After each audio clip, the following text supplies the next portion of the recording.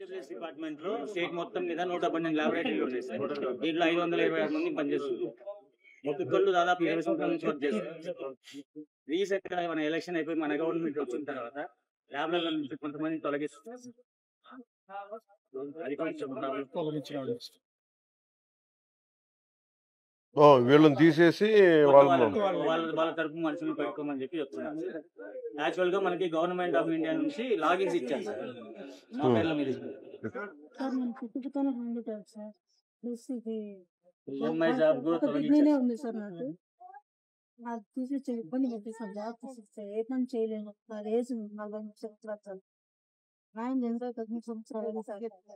నాన్న చనిపోయి 13 సంవత్సరాలు సార్. ఎవరు లేరు సార్. నేను చేసుకుంటే వినాలా లేకపోతే లేదు. ఇబ్బంది పెట్టా సార్. మీరు పని చేస్తారు హెల్పర్ గా పనిచేస్తుంది సార్ కమలాపురంలో. ఈఎంఐ కూడా తీసేసారు.